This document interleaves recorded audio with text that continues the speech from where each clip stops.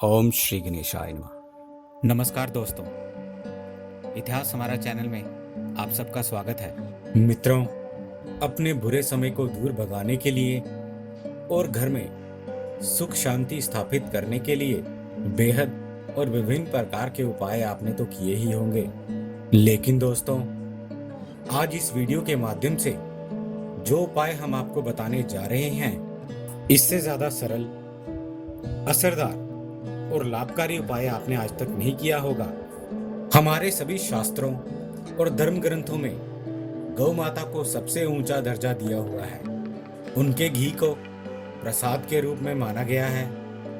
तो गौ माता के घी का इस्तेमाल करते हुए ही किस प्रकार आप अपने घर के मुख्य द्वार पर दीपक लगाएंगे, जिससे कि रातों रात आपकी किस्मत चमकने के प्रबल योग बन जाएंगे और बुरा समय हमेशा हमेशा के लिए दूर हो जाएगा।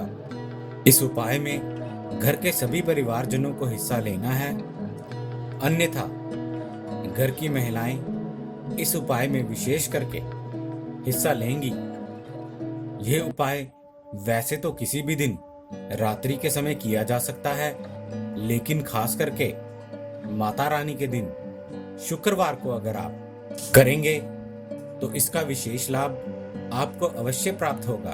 रात को जो भी कार्य आप अपने घर पे करते हैं, जैसे कि खाना बनाना, घर साफ करना, घर के मंदिर में पूजा इत्यादि, इन सभी से आप निवृत्त हो जाएं और घर के सभी परिवारजन रोजाना के शाम को किए जाने वाले सभी कार्यों से मुक्त हो जाएं। इसके बाद घर की महिला खासकर स्नान जरूर कर लें और हो सके तो लाल वस्त्र ग्रहण कर लें, जैसे कि उसमें लाल साड़ी, लाल चुन्नी या लाल दुपट्टा हो सकता है। अब आपको उस समय का इंतजार करना है जब आप सोने लगते हैं, अर्थात कि जब आपके घर कोई आता जाता नहीं है। लेकिन इससे पहले इसके लिए कुछ खास तैयारी अवश्य कर लेनी है। आपको तो सिर्फ जलाना तो गौ माता के घी का सिर्फ दीपक ही है, लेकिन इसके साथ कुछ खास प्रसाद भी तैयार करना है, जो कि आपकी इच्छा से, आपकी श्रद्धा से कुछ भी हो सकता है, जैसे कि खीर, हलवा, लड्डू इत्यादि, जो भी आपके मन में हो। अगर आप खीर बनाते हैं या फिर घी का इस्तेमाल करते हैं तो वह भी आवश्यक रूप से गौ माता का घी ही होना चाहिए। इसकी मात्रा भी आपकी श्रद्धा अनुसार कितनी भी हो सकती है, लेकिन ये विशेषकर आप अपने रसोई घर में अपने हाथों से ही बनाएंगे, वो भी बिल्कुल उसी दिन शाम को ही। ताजा प्रसाद ही इस पूजन क्रिया में इस्तेमाल किया जाएगा, पहले का बनाया हुआ बिल्कुल भी नहीं। इसी के साथ जो दीपक आप जलाने के लिए इस्तेमाल करेंगे, ये तो आप बाजार से नया खरीद लें, अथवा पुराना कोई दीपक भी इस्तेमाल किया जा सकता है। पुराना कोई दीपक भी इस्तेमाल करते हैं तो अच्छी तरह से उसे धो के अच्छे सुखा लें और वह किसी भी हिस्से से खंडित नहीं होना चाहिए। इसमें जो भी आप बत्ती डालेंगे वह साफ रूप से आपके अपने हाथों द्वारा ही बनी हुई होनी चाहिए।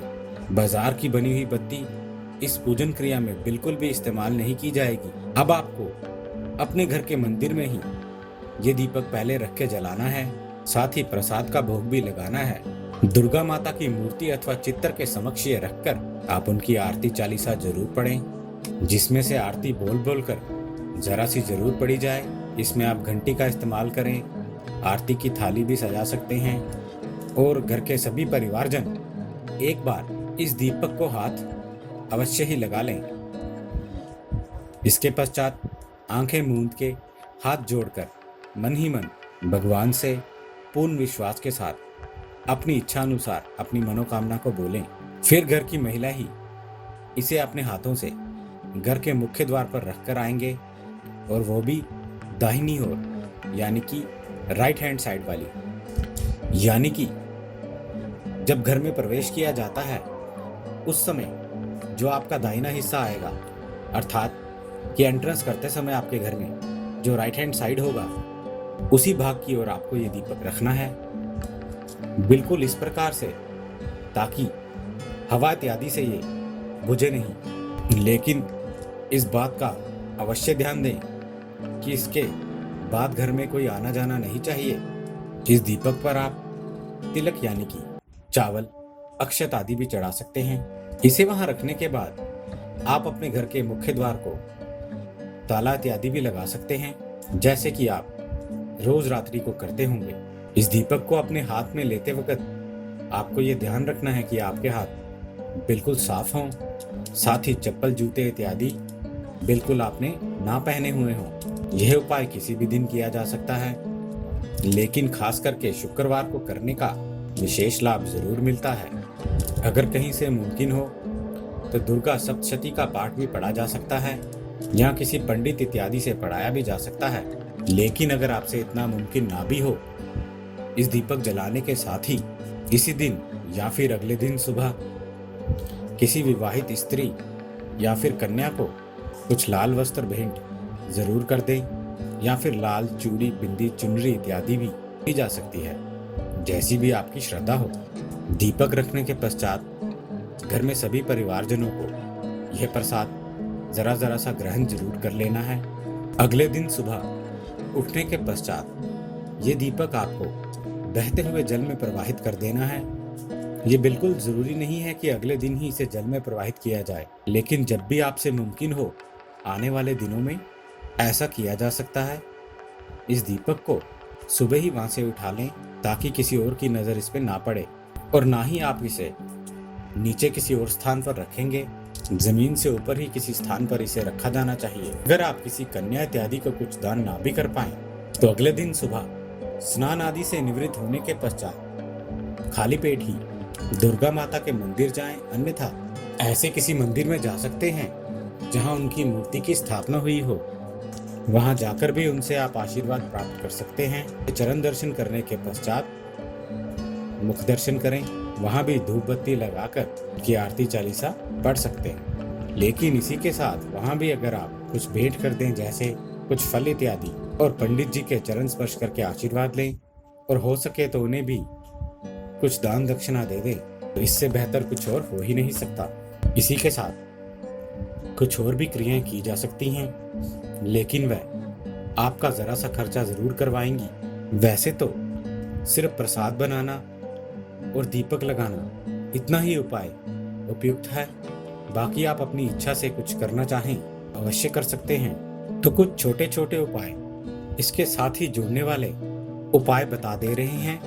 जैसे नवरात्रि के प्रकार ही इस दीपक को जलाने के अगले दिन सुबह अपनी रसोई घर में भोजन बना के कुछ कन्या इत्यादियों को खिला सकते हैं, अपने घर बुलाकर या फिर उनके घर जाकर उन्हें दिया जा सकता है। कोशिश करें किसी भेंट या पूजन क्रिया में कोई जरूरतमंद गरीब भी शामिल हो, इसका कई गुना लाभ होकर आपको मिलता ही है। यह आपके ही बेहतर समय के लिए है। अन्यथा कुछ प्रसाद बनाकर भी गरीबों में बांट सकते हैं। 11 सुहागिनों को कुछ लाल बिंदी, चूड़ी इत्यादि भी भेंट कर सकते हैं। अगर इतना भी ना हो पाए, सिर्फ अपने घर में एक मीठी रोटी बनाकर गौ माता को ही खिला दें, जो खास करके बिल्कुल ताज़ा आपके रसोई घर में बनी हुई हो। ये गौ माता या तो आवारा पशु हो या फिर गौशाला में हो। डेयरी फार्म या फिर घर में पाली हुई गौ माता को भोजन कराने का इतना लाभ नहीं मिलता, क्योंकि नियमित रूप से उनकी देखभाल तो की ही जाती है। मीठी रोटी बनाने के लिए या तो आप रोटी के ऊपर गुड़ रखेंगे, अन्यथा आटे के साथ शक्कर, चीनी, गुड़ इत्यादि मिलाकर बनाई जा सकती है। एक से ज्यादा गायों को भी खिला सकते हैं। ये रोटियां भी आपकी इच्छा अनुसार कितनी भी हो सकती हैं। अगर कमल के फूल आपको मिल जाएं, तो 8 कमल के फूल अगले दिन या उसी दिन शाम को भी दुर्गा माता के मंदिर में आप चढ़ा दें, तो इसका फल देखते ही बनता है। इतना ज्यादा लाभकारी उपाय इसे माना गया है। ये दीपक जलाने के साथ किया जाए तो तुरंत ही जातक को लाभ दिखाई देने लगता है। माता को सर्वप्रिय माना गया है ये कमल का फूल। तो बिल्कुल इसी प्रकार के एकदम सरल उपाय जानने हेतु आप हमारे चैनल को सब्सक्राइब कर सकते हैं और साथ ही बेल आइकन को दबाना ना भूलिएगा। उम्मीद है दोस्तों आपको हमारे द्वारा दी गई ये जानकारी अच्छी लगी होगी। यदि आपको हमारे द्वारा दी गई ये जानकारी अच्छी लगी है तो कृपया हमारा चैनल सब्सक्राइब करें, हमारे इस वीडियो को लाइक करें और हाँ, शेयर करना ना भूलें। दोस्तों, हमें आपके सुझावों का भी इंतज़ार रहेगा, इसलिए प्लीज़ अपने कमेंट्स हमारे साथ शेयर करें। हमारे इस चैनल के साथ बने रहने के लिए आपका बहुत बहुत धन्यवाद दोस्तों।